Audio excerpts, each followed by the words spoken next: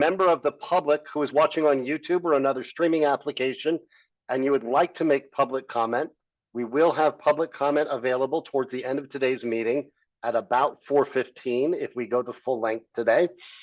We also do have multiple opportunities for public comment that I will cover in just a few minutes. As far as members, the public, and the use of Zoom, we do ask members of the subcommittee that if you're in a place where it is safe and comfortable to do so, you have your camera on so your colleagues can interact with you. Members of the public, if you do join over from YouTube, we do ask that you leave your cameras off until it's time for public comment. And finally, two things. We ask that everyone refrain from using the chat function.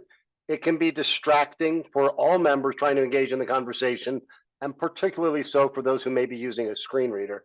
And finally, members of the committee, the first time you speak, I would ask that you introduce yourself by full name, and any other time that you're speaking, if you would just introduce yourself at least by your first name.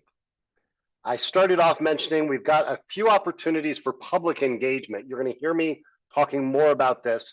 I want to be very clear about three opportunities for the public to engage with this subcommittee and with all subcommittees of the task force. Number one, we're starting to post ideas that each subcommittee is generating on engagedora.org. On that site, you can provide your feedback of what you think of the different ideas each subcommittee is sharing.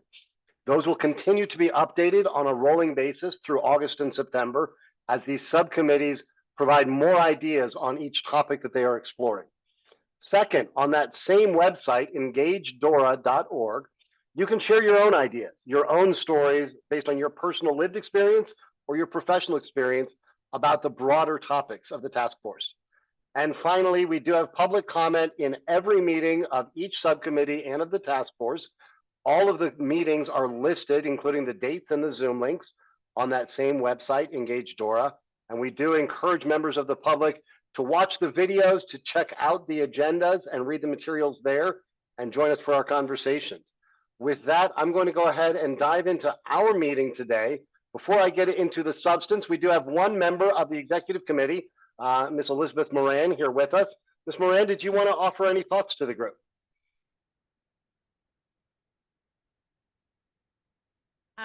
I don't think so at this time, but Barrick, I appreciate the acknowledgement. Okay, wonderful. Our conversation today is really going to be single topic focused. We're going to talk about barriers and challenges to engaging in public discussions. So far, we've addressed two of our four charges. We talked about running for and serving in elected office.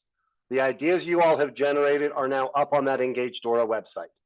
In our last conversation, we talked about seeking and having employment with a government agency or body. We're cleaning up those ideas for your sign off, and those will be the next round to go up on that website. Today, we're going to talk about participating in public discussions. Our next conversation will be about accessing government services. One thing that was flagged to me by the Lieutenant Governor's office is that in none of our conversations has the topic of school buildings, school facilities, jails, courts, or criminal justice facilities come up in our conversations. We don't have an explicit charge to address those. To the extent that they fall within things like accessing government services, participating in public discussions, maybe it's something like a special district, like a school district, holding school board meetings, and we want to include that in there. I also will continue to encourage everyone, if there are ideas that fall outside of our legislative scope, we can still discuss them, and there's certainly going to be an opportunity in our report to put ideas forward that we think need further discussion, further exploration, potentially by the new Colorado Disabilities Office or by others. But because that was flagged as something that just hadn't come up in our discussions, I did want to mention it. With that, I'm going to open the floor as I have in our last few conversations. The topic today is participating in public discussions. I think we all know there was an attempt at legislation this past session that would have required the ability of virtual participation. It got a pretty hefty fiscal note attached to it, which ended up leading, at least in part, to that bill not going through. I think there may be some other considerations. What I'd like to do is have all of you start the conversation of what ideas we may want to put forward. to ensure that every Coloradan, particularly Coloradans with any type of disability, have the full ability to participate in public discussions. And when we say public discussions, again, I will encourage you to think broadly. That may mean legislative hearings, that may mean formal town halls held by Councilman Hines or the mayor. It may mean county hearings on different issues. It could just be the opportunity to have your voice heard within government.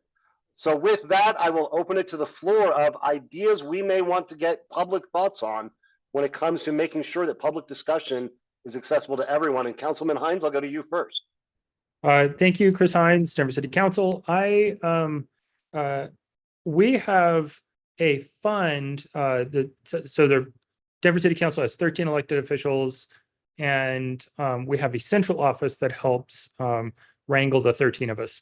And we have a fund in that central office for translation, as in usually Spanish, but also Vietnamese. And then there are some neighborhoods where every public meeting has 5 languages. And so East Colfax is one of those examples, the neighborhood of East Colfax, right at the Aurora border on Colfax.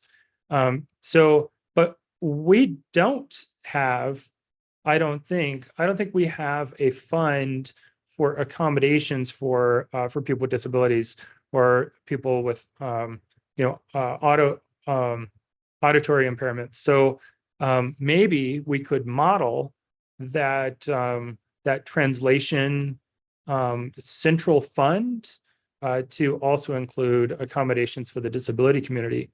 And so it's great that we're being intentional about a community that's left out, as in people whose mother tongue is not English, or people who can't understand English at all. And so maybe have municipalities or government structures have a central fund where any agency can tap into those funds.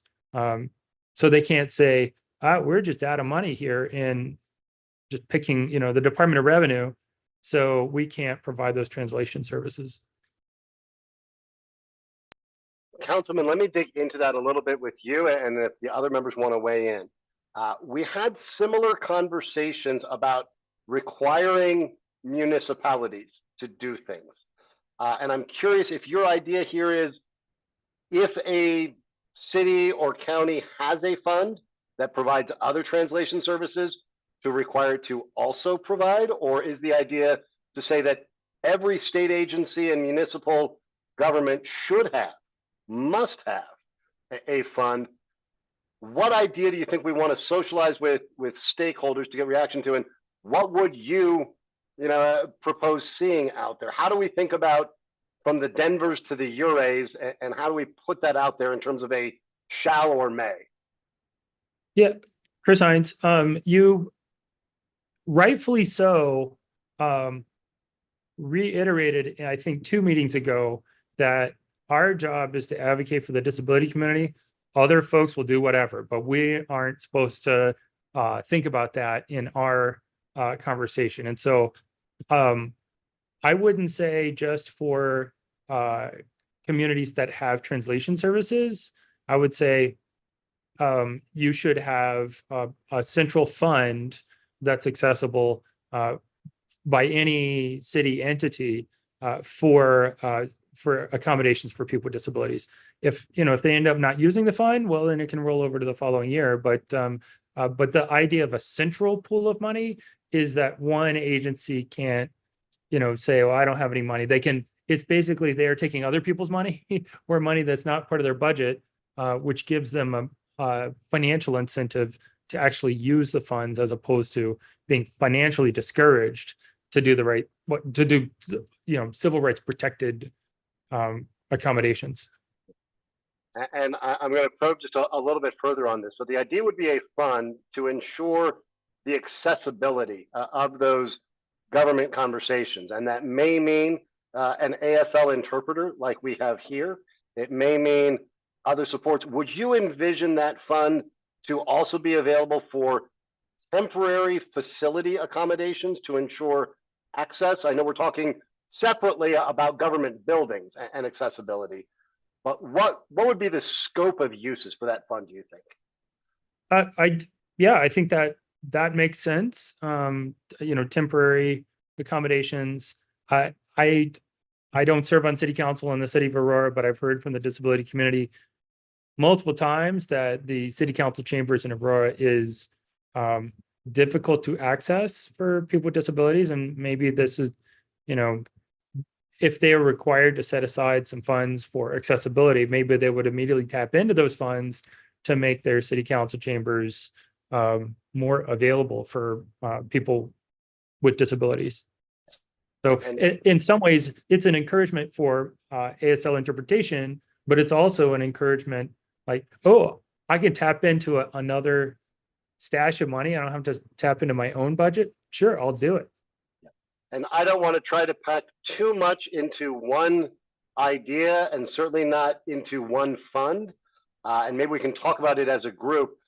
I see this idea, as I'm hearing it from you, is about ensuring the accessibility of each meeting, and whether that's interpreters or others. We probably have another set of conversations that may be an idea generated today about the physical building access.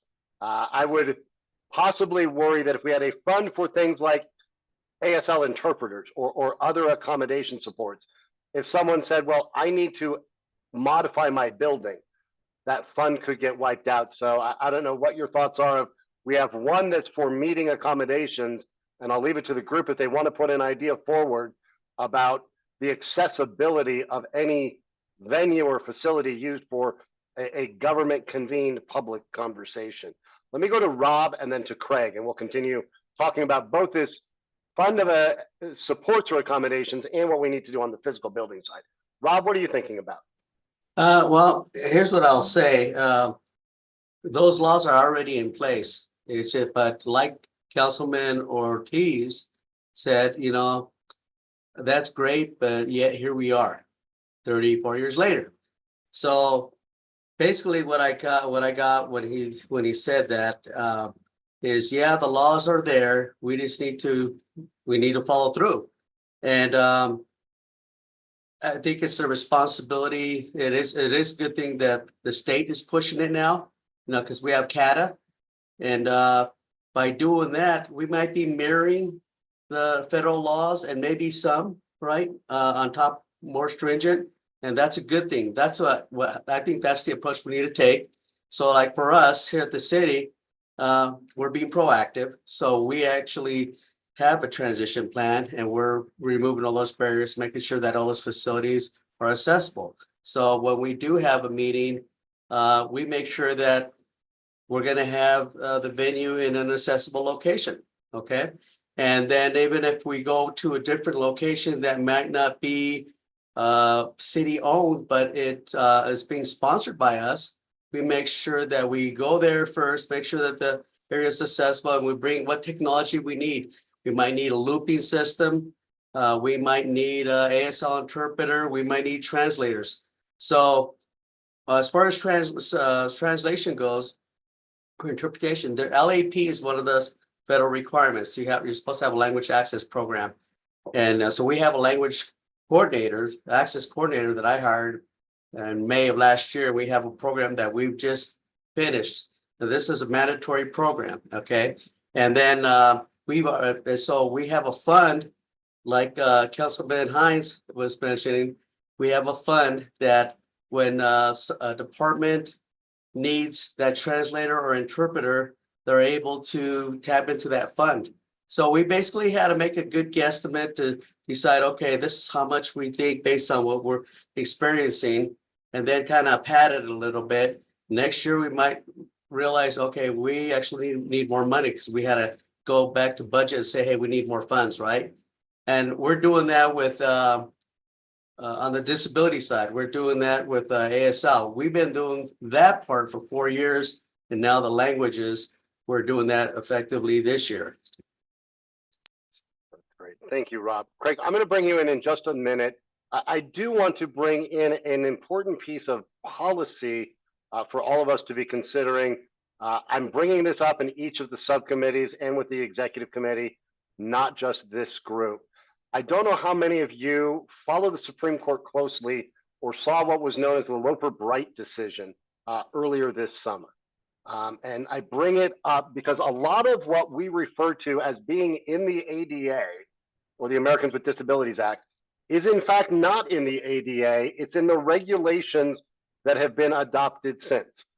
For example, it's actually DOJ standards that have set the door width at a certain width. It was not the ADA.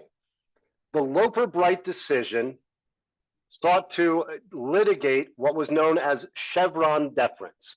And I'm giving about a 30-year Supreme Court and litigation history. But Chevron sued and was in litigation with the National Resource Defense Council because the EPA had enacted certain regulations that they felt necessary to implement a law Congress had passed.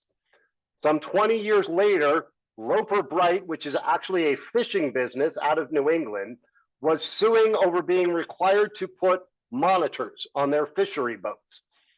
The basis of their lawsuit was that the regulations were not legal because they were not in the law. Chevron deference essentially said that if something goes to court, a judge should give as much deference to regulations or rules that were developed by a federal agency to implement a law as they did to the language of the law themselves. In what was a pretty big shakeup, the Supreme Court this summer overturned Chevron deference. And what that means is a judge hearing a case can now give as much deference to their own opinion as it can to those regulations.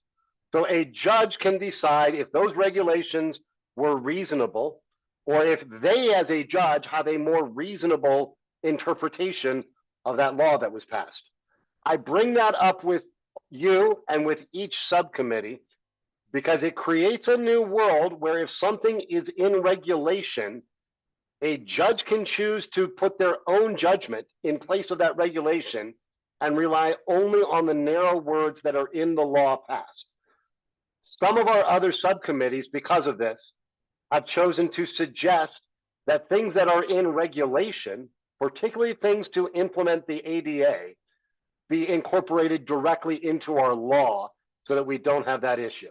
So I apologize for interrupting the conversation with my wonky rant about Supreme Court rulings, but I think it's important that we all think about that when we think about what should be in law and where we rely on state or federal regulations.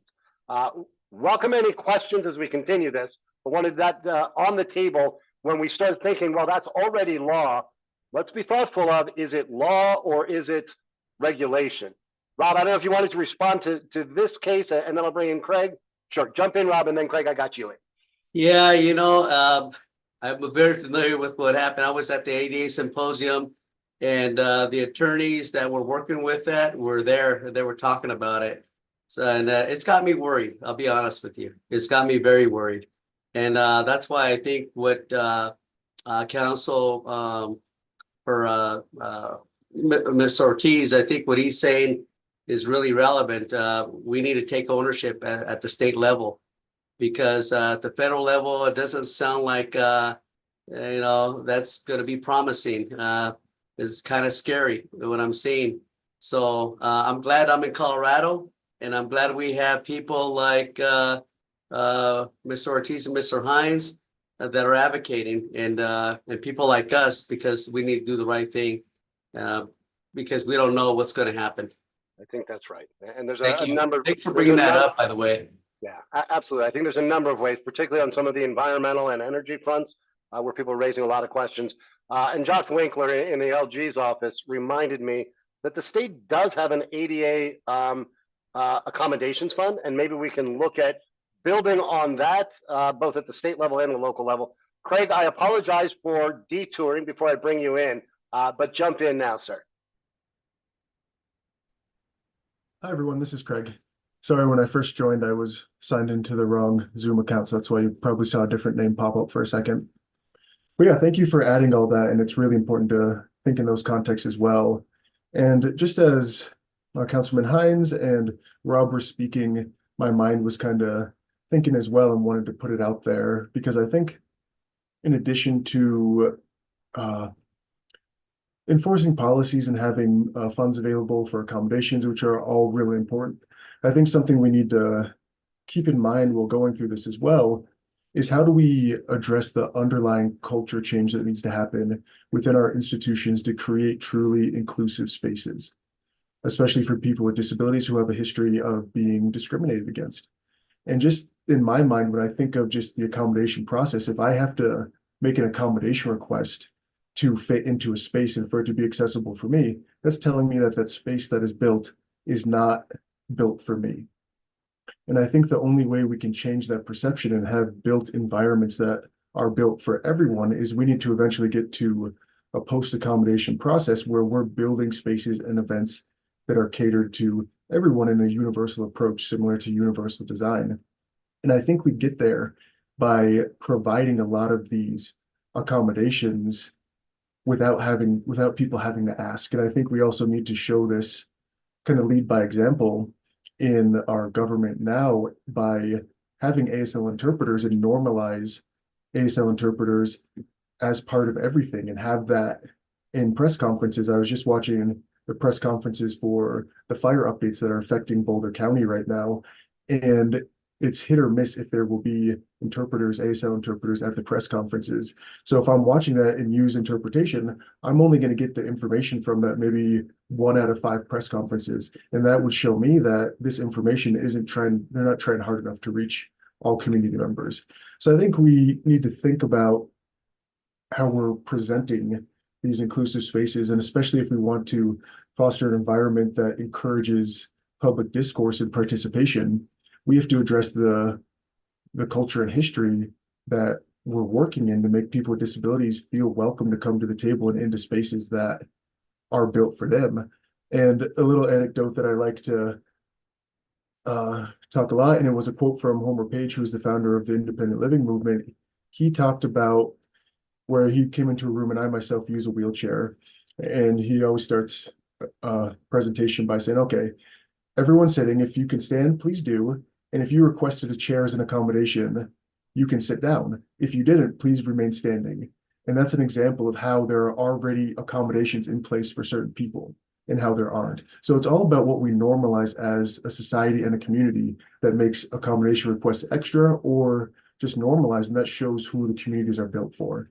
So I want to keep all of this kind of in the context of the conversation, because if we have accommodation requests for everyone, I think that's still not going to be enough to truly get the amount of participation that we need from diverse communities. Craig, I'm going to, and Councilman Hines, I'll bring you in just a minute. I'm going to put Craig on the spot, but Councilman Hines, you may want to weigh in on this. Craig, as I heard your thoughtful response there, I was unpacking at least 3 different ideas that I could hear within that. One, all over the place, but that's how. No, I appreciate the free flow of conversation.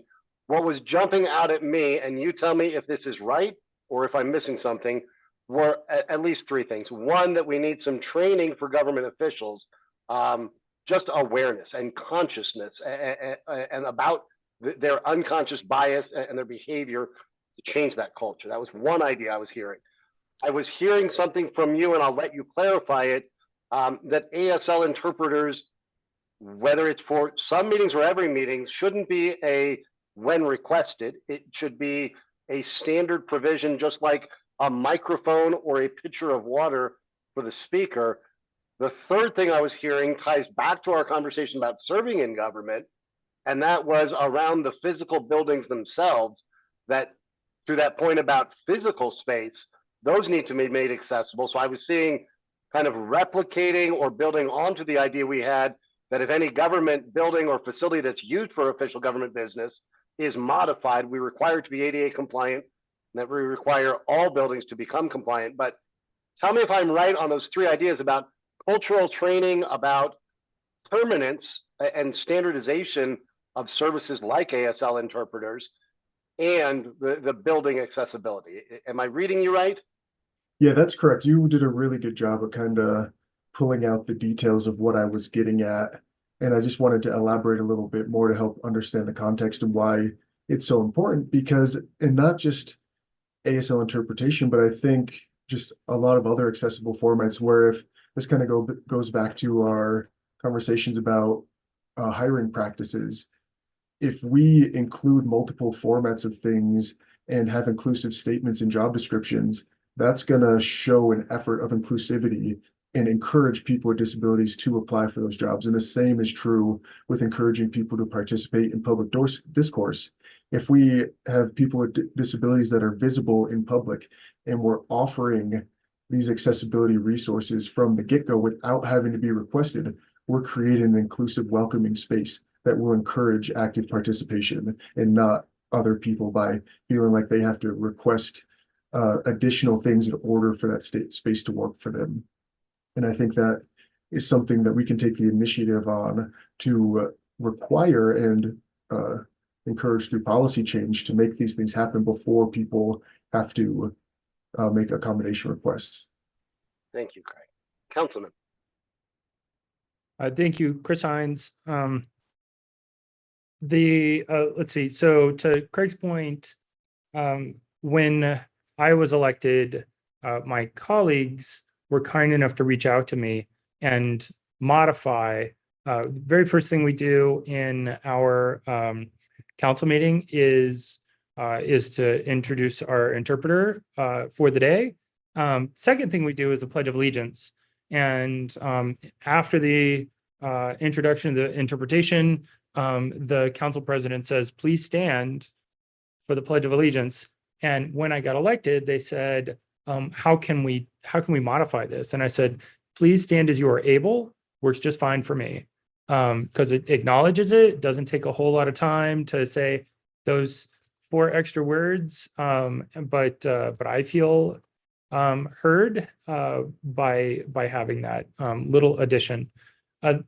Also, so it behooves us as members of the disability community to be good ambassadors. It behooves others who are not of the disability community to be good allies and reach out to us. This, just as it's important for me to be a good ally to our Latino community, because that there's a sizable minority in Denver. So we should be allies of one another to recognize intersectionality.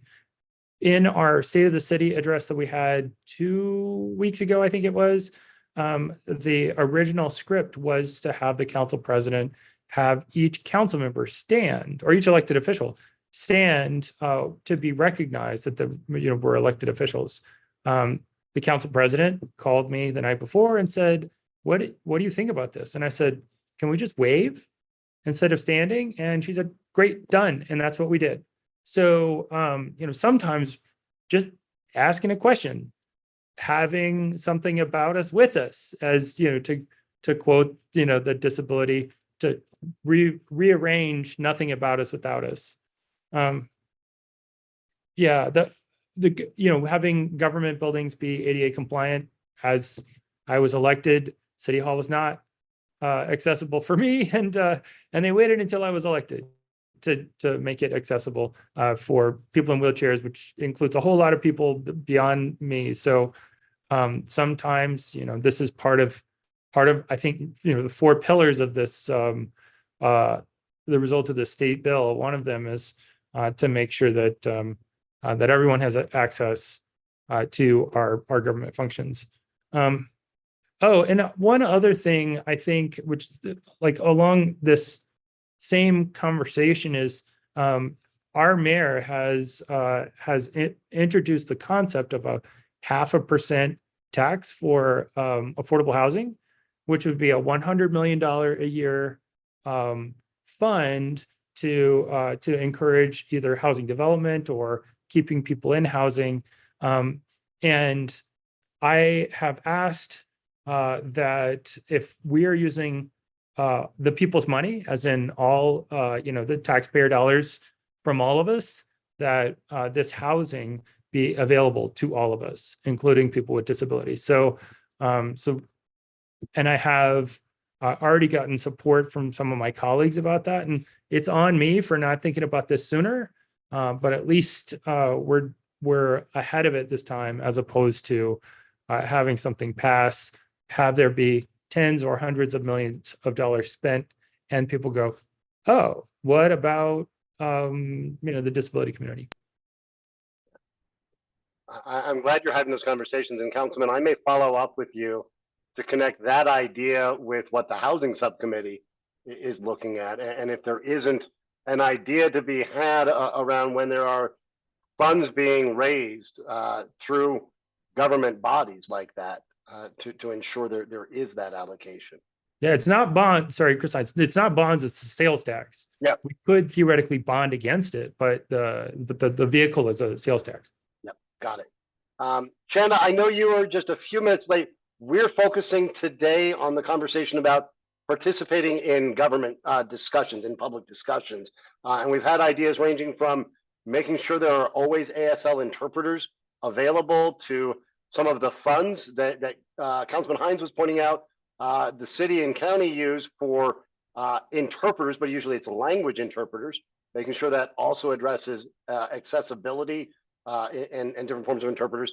And we've had a conversation about ensuring that any place that these meetings are held are fully accessible, as well as some cultural competency training.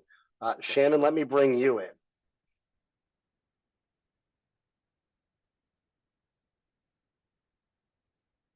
Hello, this is Shannon. I think related to money and the funds, I wanted to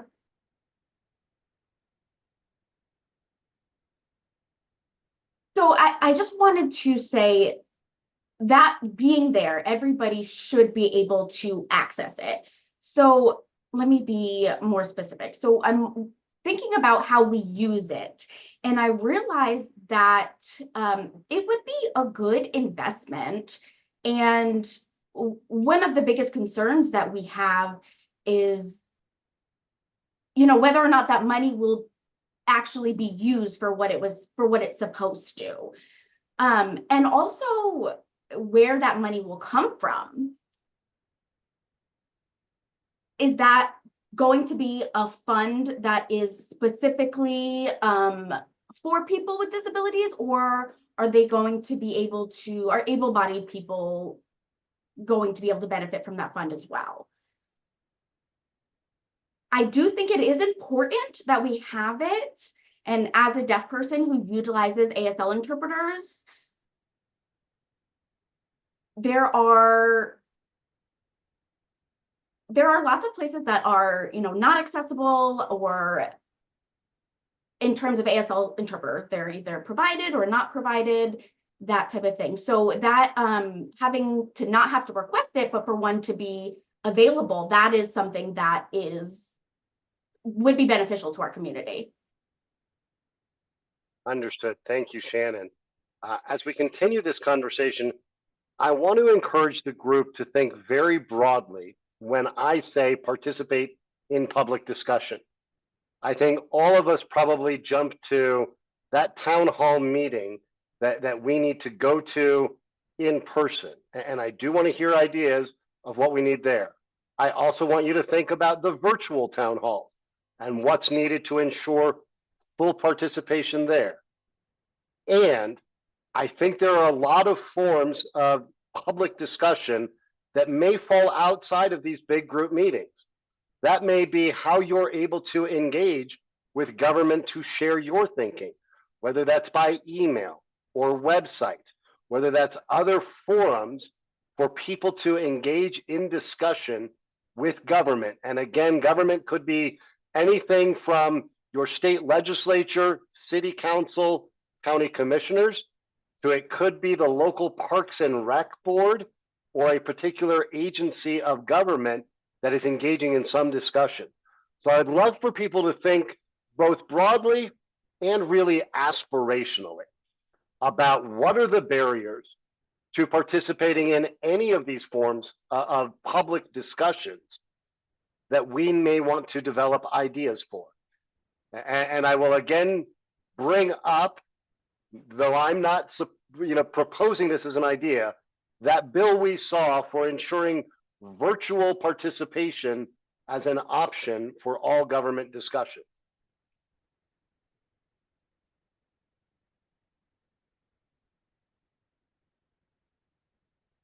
Councilman. Thank you. I wasn't smart enough to know this, know about the state bill. So I mean, I was focusing on the local level. I am curious, you said that it died because of a fiscal note. Isn't there already remote testimony for bills, or is that the problem? Is that it's only available for bills and not for all the other stuff? That's right. And the bill, and I don't expect everyone to have known about it, which is why I brought it up. There is remote testimony available for legislative hearings right now. There is not, they actually, as I understand that, there is not a similar requirement at the city and county level for hearings or meetings. And as I recall, the bill essentially said that any public meeting that is being held must have a virtual option to allow virtual participation. When it came back, it had a 7-figure fiscal note on it. And this was relating to state agencies, in large part because these state agencies said that they would need a lot more equipment and they would need dedicated personnel to do this. I'm going to channel Rep. Ortiz for a minute, in that his response to that was, if your employees can work remotely and you have found a way for virtual participation in the job, then your agency can find a way for people to virtually participate in the discussion. But yes, right now at the state level, it's public bill hearings, legislative hearings, and others are more on an ad hoc or as decided basis. Yeah, thank you. I mean, all our city council meetings are already remotely presented, and so are all of our committees. We don't necessarily have working groups, like a area plan that isn't necessarily live streamed. I wonder if, I mean, it sounds interesting. I do wonder if we did not have internet at the at the location where the committee hearing is happening or the stakeholder working group is happening. I don't know how really to address that. It's like we had a town hall in Carla Madison a couple of weeks ago, and the Wi-Fi was being fickle and we could not live stream that. We tried. So, but I guess part of the Carla Madison's city-owned recreational center. But maybe that's the point of the state bill is there should be enough bandwidth at city or government-owned facilities that yeah, maybe that's a fiscal. I'm sorry, I'm brainstorming out loud. No, and I invite the group. I'm not putting any idea on the table. I just want to invite, if people wanted to have a discussion about requiring that if a government body, and I would leave it to everybody to say, do you want to say state? Do you want to say state, county, city? How you would want to define narrow or keep it broad. If public participation is invited in person, whether you want to float the idea for that virtual participation being a requirement, and Carrie's, just reminding me that accessibility also includes affordability, and not everyone has the funds for the technology. So we're going to have to figure out how to get access, not just for the government, but for the individuals who want to participate. And if there is that avenue, we know there are a disproportionate number of Coloradans with disabilities who have lower income and may not have that same access. So it's kind of a 2-point of access challenge. Do you want to require the government bodies in different settings to require virtual or to make it available? And do you want to support the individual's participation? Jana, you've had your hand up for a bit, waiting for me to stop blathering. So let me bring you in and then I'll go to Craig. Yeah, this is Chanda. I am just thinking that if we can create some maybe standards moving forward, in the sense that, like, I think that we're producing ideas, which eventually I think these ideas are going to get down on paper and then hopefully produce into what becomes reality, right? But I think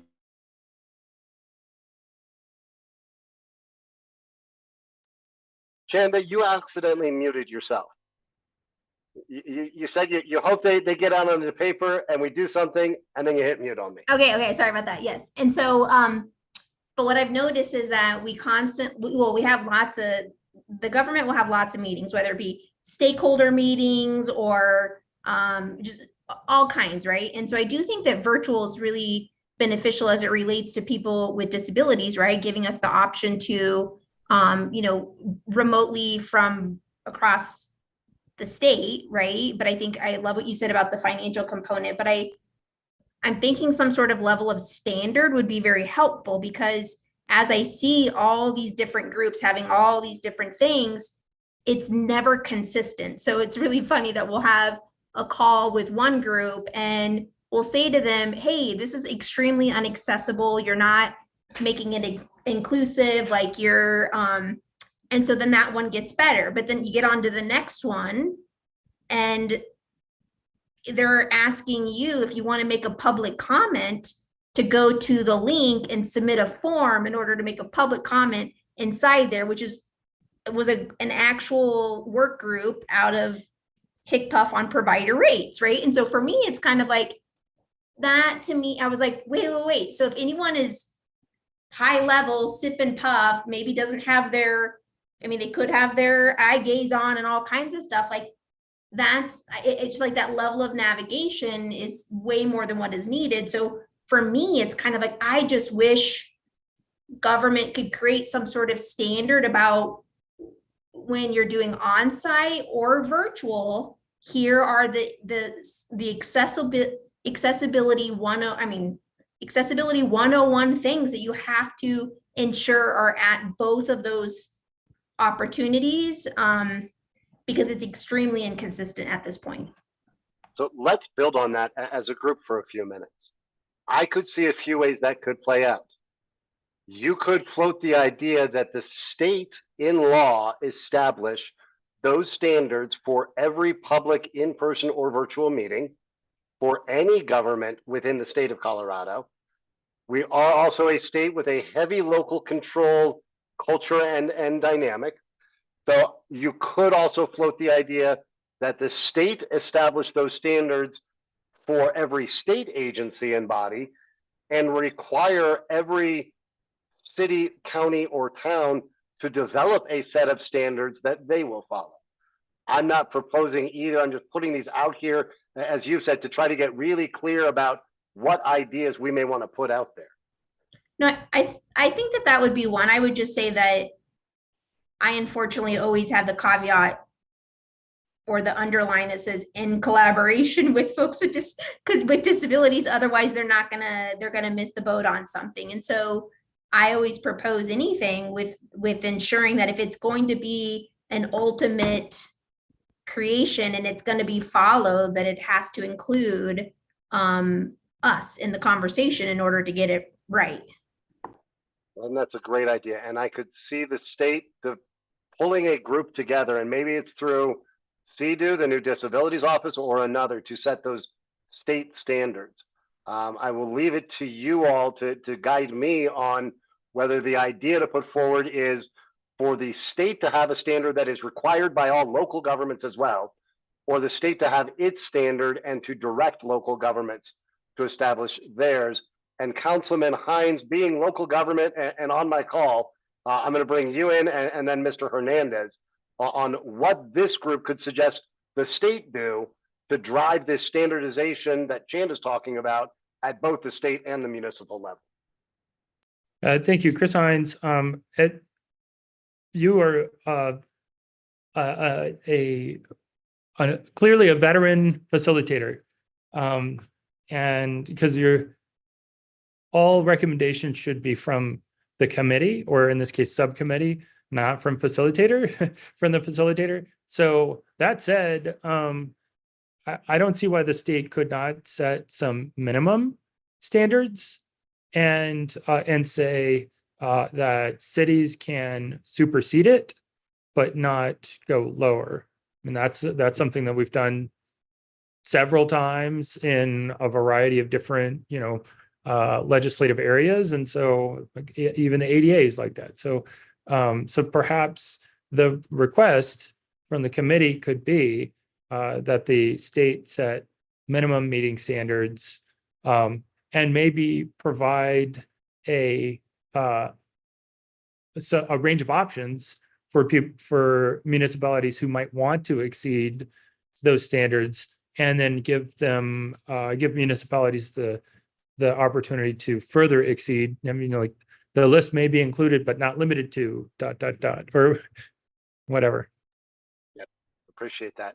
Mr. Hernandez, I'm going to head south on I-25. Talk to me about what you think this group should recommend the state do to drive action among both state and local governments in these standards. What do you think of what Mr. Hines has suggested of the state setting a floor, a minimum acceptable? And I know Chris doesn't mean it to be a low floor. It's just a baseline that municipalities could exceed.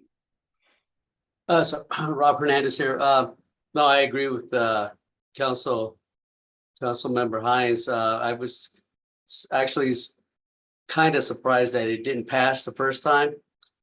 And I think maybe it's the way it was written. I'm not sure. I agreed with it, and the city agreed with me, and we were ready, willing, and able, because we were making those efforts anyway, right? But I think what Councilmember Hines has set that base and give those options a list, and I think that would be a good approach. So in other words, we need to go back to the table and rewrite and come back again. Got it. Thank you, Rob. Shin.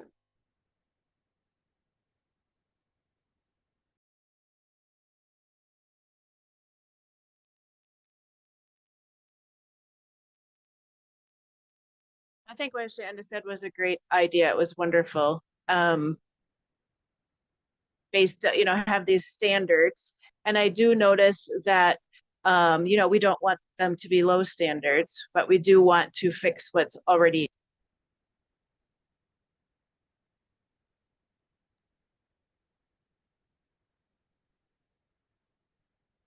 Municipality, to be able to provide, what they want, and the standards would help them figure that out without missing the minimum standards. And then if they had more than the standards, that would be great. That would show that, that's very positive responses if they want to go above and beyond. So that minimum standard concept, that's great. And it will make them want to do more, not less. Fantastic. It feels like we're getting some consensus around this idea. I'd like to invite you to think about ways that you engage in public discussion with public officials or public agencies and bodies outside of these formal town halls or hearings, whether that's web forms, whether that's written communication, telephone communication, other forms. Are there other ways that individuals engage in discussion with public bodies that there are barriers to a Coloradan with a disability fully engaging in the same ways?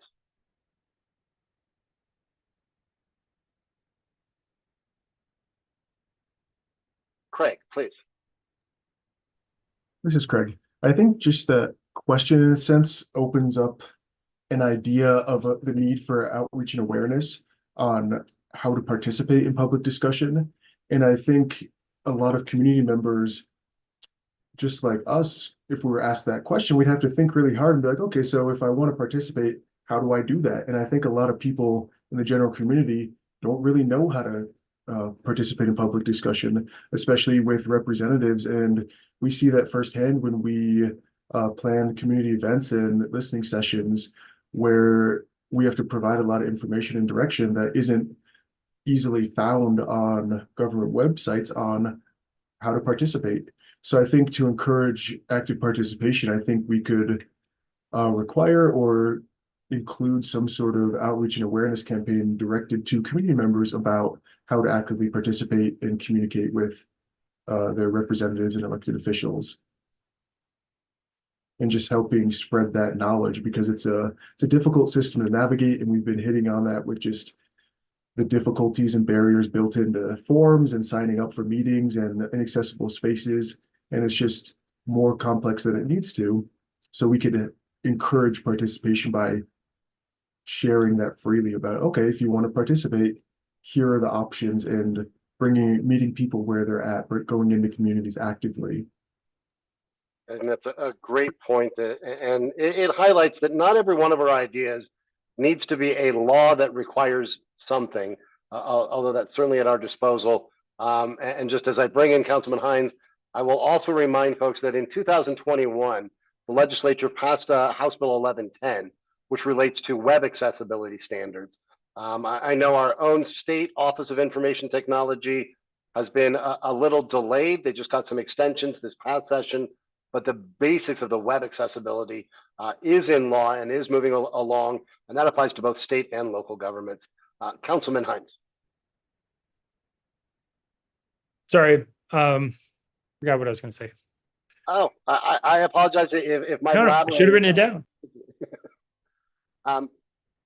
Again, I invite continued ideas about public meetings and sessions. I also want our government officials to think about how you engage with the public, because public discussion does not mean 10 people up at the dais and 100 people out in the audience speaking to them. It can also mean that one-to-one opportunity to engage in conversations with government. It can mean the communications that are one-way and two-way. Let me go to Craig and then Shannon. This is Craig, and I just wanted to ask this question real quick. It was previously when I had my hand up and we went by it a little quickly, but this goes back to the bill that didn't pass with that had the high fiscal note that was absurdly high.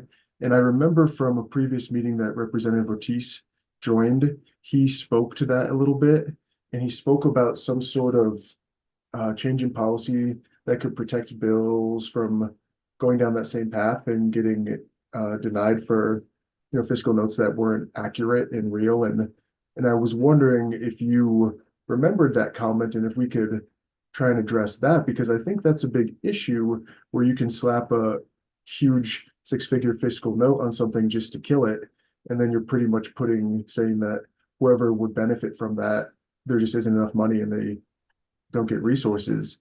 And I think that's a problem that needs to be addressed in some way or another.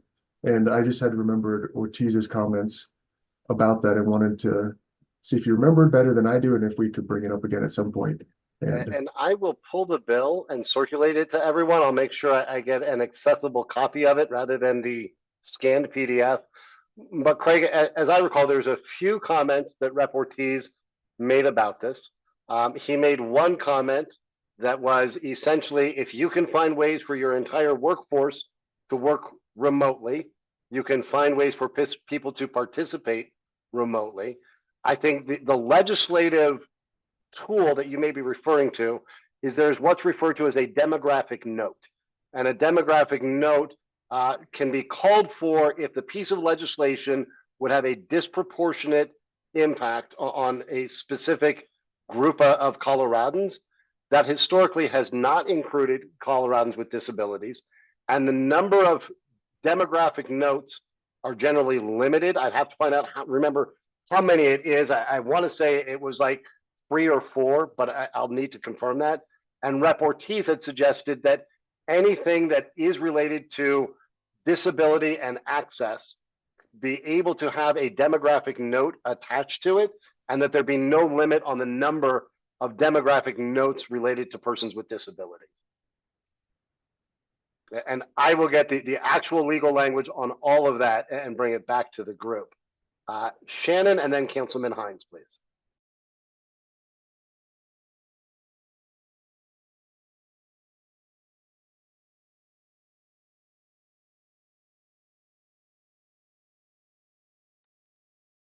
Shannon speaking. Sorry, my interpreter was on mute. I was thinking of how to make it more generally accessible. Things like vocabulary, with the general to the government or the different types of sessions, meetings that we're having. Sometimes the language is very complex and overwhelming, and sometimes people think, oh, that doesn't apply to me, so that's part of it. So it's hard for them to relate when the language is too complex. So when I'm talking to people in the community, it has to be, more in simpler terms, like what's a town hall, that kind of thing. So that way, if they understood that a little bit more, they would be more willing to come and participate and want to do so. So I think, when it's more broad, they're like, huh, I don't think that applies to me. And it's hard for them to relate. So I think it would be more helpful to be direct and simplified. So that was my thought. Thank you, Shannon. Councilman. Chris Hines, thank you. You actually touched on what I had forgotten just a minute ago, and that is City of Denver realized that the agenda that we provided was not accessible for people with disabilities. So now when you go to any published meeting in advance, so the council meeting, committee meetings, even general public comment, we provide two agendas. On agenda that looks pretty, with images. We also we have an accessible agenda as well. And I don't know if, we didn't even do that until about 1.5 years ago. And I don't know if other municipal or governmental entities do that. So that could, I would suggest that be a requirement as well, that we have to at least provide accessible agendas. If you can't even know what the meeting is scheduled to talk about, then why would you go? So just having the ability to get advance notice is important. The other thing that I wanted to talk about was fiscal note. In 2018, the Chris Hines Act was passed into law and signed by Governor Hickenlooper. That originally had a large fiscal note too. And it was the assumption was that a sizable percentage of people with disabilities would opt for this new purple placard. And I said, no, we've got data from other states that shows that usually the adoption rate of this new special placard is 0.5 to 1% of the total population who have disabilities. So I don't know if, I don't know if the public, I really don't think that the public would know that you can actually talk to the fiscal note administrator and get them to change their methodology for calculating. But I had them, I gave them data from other states that had already passed it into law, and showed that the number of placards required would be minimal, and actually the number that I chose was far higher. It was lower than what they had anticipated, but it was far higher than the actual adoption. I think I looked it up 6 months ago, and in Colorado, which has more than 6 million, between 6 and 7 million residents, there are 450 purple placards statewide. Decimal, that's it, 450 total. So the fiscal note, was actually negligible to print these placards. So it is possible for the public to influence even how those fiscal notes are calculated. Of course, you have to understand the political process and understand that those fiscal notes are created by humans based on assumptions. And we don't have a crystal ball that predicts what actually is going to happen in the future. So they're guessing. And so we can help them re-guess sometimes. Thank you. No, thank you, Councilman. And it's good to know the purple placards did not, in fact, break the bank of the state of Colorado. And I'm glad you pushed on that. I want to pick this group's brains a little bit on this idea of the virtual participation. That bill did not go through. As it stands, I don't know that there is anybody pulling an early bill title to run it again. So my question to all of you, do you want to put forward an idea that would require a virtual participation option for government meetings that the public is allowed to participate in person? If you do you want to suggest that for every meeting at every level of government, or is there a threshold? I think someone else mentioned we have everything from the big council meetings down to every working group. And I'm not trying to steer this in any direction. I would invite you to offer ideas anywhere along that continuum. But does anybody want to suggest that we put forward an idea that would require virtual participation as an option for public meetings that allow individuals to participate in person? Councilman. So we have a lot of working groups. So certainly official meetings of the body. So I like the idea. I suggest that we propose it. I certainly include meetings of the body that that this is covering. I would also say that it should include committee meetings that inform that the highest body. One way that we can identify meetings that should get notice and meetings that shouldn't get notice is, have remote access, is if you have to officially notice that meeting because of compliance with the Colorado Open Meetings Act, then we could say that should also trigger the opportunity for remote participation. So sometimes we have ad hoc or working group meetings that don't require advance notice. We're conservative in Denver and we notice them anyway, but that could be the trigger. If you have to notice it in advance, then there should be remote participation. We have noticed we have a remote participation for public comment. That's 30 minutes of public comment. Anyone can talk about just about anything. And the vast majority of people choose remote participation for it. We also have the opportunity for public comment on, there are certain things that require public comment before we pass it. And very often the number of people who remotely participate is more than the number of people who are present in the chambers. So this is something that would increase government access for everyone at the same time as creating access for people with disabilities. Great points. Thank you. Shannon.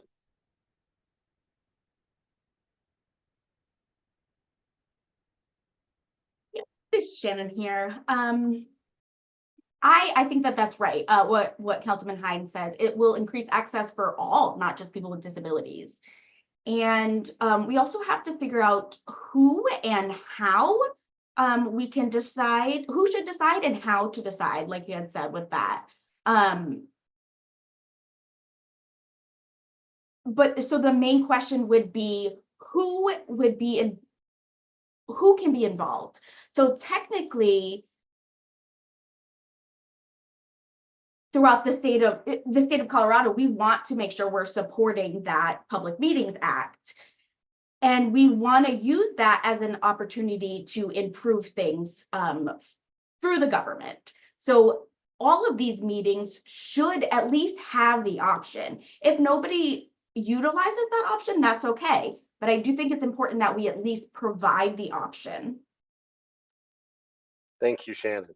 I'm going to pause for just a minute. It is 4:08 on my clock.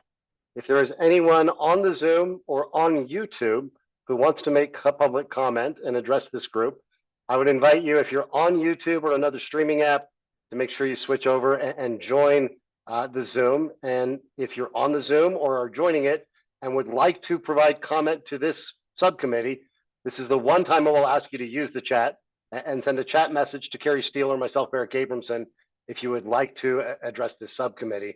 Otherwise, we're going to continue this conversation, and I'm going to keep pushing this group. I love that we have a very specific idea here around requiring it and this threshold of if it meets the requirements to be public noticed. That is one that would have to have this accessibility for virtual participation. Do other folks have ideas, whether it's these town hall meetings, official body meetings and committees, or just the informal public discussion between government of places you've seen barriers to full participation that we may want to address? Craig, please. This is Craig. As I'm thinking about it, I think we should also figure out a way to talk about rural communities that don't have broadband internet access and how that's going to affect participation. And I think I would love to get to a place where there was some sort of community center or post office or some public space in all communities that had a community computer or broadband hookup that community members could use to participate. And that could be a way to help address this issue, to have some public place where people know about in their community where they can come and use the broadband to participate. Because I wish it was possible, but I don't think it's realistic to get everyone broadband. I want to get to that future, but as we rely on high-speed broadband, it's become more of a utility as opposed to just something that you can't have. We rely on it for our day-to-day, and especially when decisions are being made virtually, we need to figure out a way to get people access to it in all communities. So I think that needs to be incorporated in this thinking as well. Councilman, I may force you to write it down so we don't lose it. I want to just follow up with Craig on this. And to your point about broadband for everyone, I know that's certainly something this governor wants to see. Craig, I want to make sure I'm understanding. Your suggestion would be that if someone lives in a rural town and the meeting may be in the county seat that is 100 miles away or in the state capital even further, that there be a place folks can go to virtually participate in a meeting that is not in their hometown. Is that right? Exactly. And again, to Shannon's point, this benefits everyone, not just people with disabilities, but people who don't have time to drive there, people that don't drive, and so on. So I think it's important to, again, if we want to encourage active participation, we have to create resources for everyone to be able to participate. So I think that would be a benefit for everybody. Right. Thank you. Councilman. Chris Hines, thank you. I want to give you or your team a little bit of homework, if that's okay. I believe that when COVID hit in 2020 or 2021, there was already a thought that there would be a few locations throughout the state where people could go to a location in, say, Grand Junction to testify on a bill in, at the state capitol in Denver. I think that ended up not materializing, but probably because you don't have to go to the Grand Junction City Hall. You could just, participate from home. But I wonder if that pilot yielded, so that they were going to use some building somewhere. And so I wonder if that pilot, whoever came up with the pilot created or put thought into it should be this building or a specific structure, and if so, that might help inform us in this conversation. I appreciate it. And between Carrie, myself, the Dora team, and also connect with Josh from the LG's office who is on, we'll see what we can find out about why that fizzled and what progress was made in identifying facilities and means for that. I appreciate you bringing that up. Yeah, and then one other comment, we have somewhere between 80 and 100% broadband acceptance in Denver. Pretty sure it's not 100%, even though Comcast, our city partner says it's 100%. I know Diana DeGette at one point said it was 80%. Either way, even if we have remote testimony, and even in 2020 and 2021, when we were socially distancing, the city council chambers, the legislators were fully remote, but the city council chambers remained open for people who wanted to participate, but did not have access because of economics or lack of broadband access, no computer, whatever. People could still come to City Hall and testify, even if we were all participating remotely. Thank you. Interesting. Thank you. Shannon.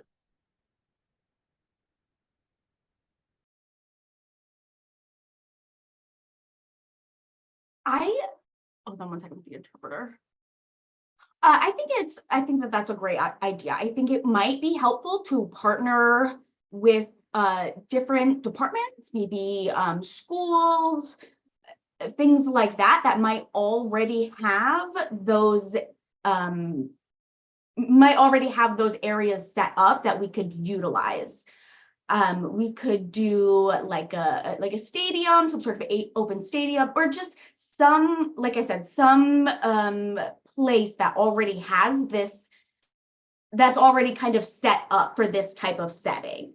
Like you said, because some people are not able to drive really far, some people don't have broadband access, that type of stuff. So my idea would be to partner with local communities or local places in that district to see what's already there that we can build on. Great idea. Thank you, Shannon.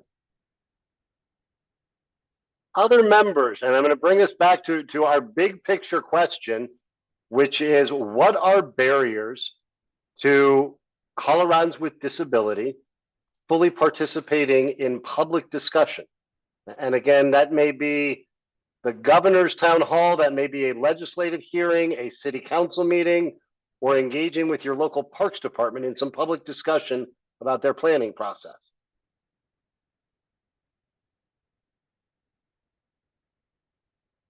Great. Just had a quick note too, and the majority of consumers that we work with still utilize landline telephones. So I think to really open up access to everyone, we're going to have to understand that there is kind of this, technological divide that people are on different sides of. And we need to think about that in addition to just pure broadband access as well, as not being the only barrier to access. Important nuance to that conversation. Yes. It's 4:15. I should be switching us to public comment for the remainder of our conversation. We don't have any members of the public. So I'm always happy to give folks a little bit of time back in their afternoon. I do want to do two things. One, I will just kind of circle back and remind of what process steps we have and where things stand. I'll ask Carrie to remind of our meeting schedule, because I think we're back on our standard meeting schedule, and then I'll leave it if anyone has closing thoughts. As I said at the top, the first ideas you all have generated, which related to running for and serving in office, are now live on the website of engagedora.org. You should have also received from me an email with sample language you could use if you wanted to share that, as well as the links to that website. I hope you'll get that out to your network of folks so we get some public input on some of those ideas. We're now cleaning up the additional ideas that were built on those relating to being employed by government. We'll get those cleaned up and up on the website shortly for round 2. After today's conversation, Carrie and I will sit down and pull together the threads of today's conversation, ranging from making sure these funds are available for things like ASL interpreters to enforcement of the ADA requirements on building accessibility to some of our ideas around virtual participation. We'll pull those together and put those in a document that you all can look at and make sure we're getting it right. That will be in a plain text document, so it's fully accessible. And finally, we'll ask you to encourage all of your friends or networks to join this subcommittee or any of the subcommittees if they have ideas that they would like to follow up on. Carrie, can you remind us of what our meeting schedule is? Yeah, we're back to our normal schedule, and it feels really weird to say because we're not back together again until September 5th. So it's already August and we're moving really quickly, it seems, through the year, but September 5th at 3 p.m. And I'll just lift up what Barrick said again. Really appreciate the work you guys are all doing. And if you would go to the website and please share it with all the folks in your network and your friends and colleagues, it would be really great to get some public input on all the ideas you guys have worked so hard on. Do any members want to offer closing thoughts?